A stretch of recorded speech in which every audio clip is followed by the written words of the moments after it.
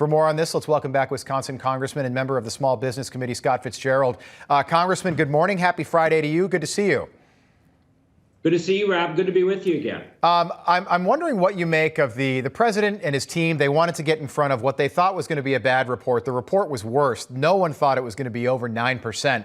The White House releasing a statement a day ago addressing high inflation, basically saying that this does not take into account the fact that gas prices have gone down by 40 cents over the last 30 days. Thus, these numbers are not accurate. I thought it was bizarre because they're basically saying, look, June didn't happen. You didn't just live through the month of June. And a 40-cent decline in prices, while good news, we're still at $4.60 a gallon. That's the national average. Nowhere near $2.39 where we were when Joe Biden took the oath of office.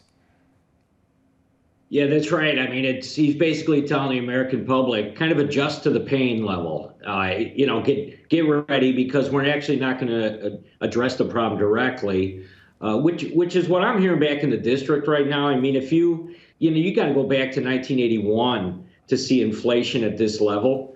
I was a senior in high school, and look at me, I'm an old guy now, right? So I think of many people out there, especially when I'm talking to constituents, they are really trying to make an adjustment right now. And along with that, a lot of light manufacturers who have been struggling now for the last year are just starting to feel the pressure of inflation. So I think everyone assumed that, as soon as the number hit and as soon as we started to see this increase, that everyone had already kind of experienced it and we're working our way through it. Right. That's not the case when it comes to manufacturing. There's a lag time there. Yeah, Congressman, I've got notes and emails from viewers that remember living through Jimmy Carter's America. They remember buying their first house when in April of 1980, inflation hit a high of 14.6%. We're not there yet, but we're 10 months into 9.1% matches where we were 10 months into Ronald Reagan's first term. We were in the middle of a recession. People forget. They think about the 80s and they think about go-go America. The first 2 years of Reagan's presidency were rough because we were trying to break out of Jimmy Carter's America. How long does it take us to break out of this?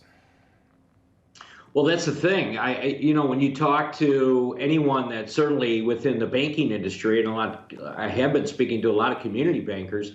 I mean, what they're concerned about is there is some institutional history there on where they were back in the early 80s. And how do you tell a couple in their 30s, you're going to be paying somewhere around 14, 15, 16% interest on a mortgage, which means you're basically paying the principal on a monthly basis. You're not having any effect at all on the overall mortgage itself. I mean, those are the real things that I think are kind of staring down the pike at us right now that people are going to have to adjust to. Yeah, people are going to vote. People on fixed incomes and 401ks are going to vote based on what's happening in the economy. The New York Times with a poll earlier this week. Most important problem facing the country, 1 and 2, the economy and inflation. Congressman, just want to get your reaction to the president's trip. He's going to leave Israel today, head to Saudi Arabia. What's the most important thing for him to accomplish while he's in Saudi Arabia?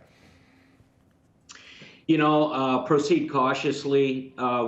We have concerns, I think, about not only the dynamic that, suddenly he has seen the light and he's trying to do something about energy prices in the Middle East, but, I've heard Mike Pompeo kind of deliver the message numerous times that this is about stability in the Middle East, and he could have a real effect on that if he doesn't handle this correctly. Quite honestly, I wish he was not over there. I don't trust this president. I don't trust his ability to actually deal with negotiation at this level. So I'm very, very cautious, very nervous about what's going on over there right now. Wow. Amazing to hear you say that, Congressman. Yeah, we had stability in the Middle East and here, by the way, 18 short months ago. A lot's changed. Congressman Fitzgerald, good to see you. Have a great weekend. Thanks, Rob. Thank you. Thank you.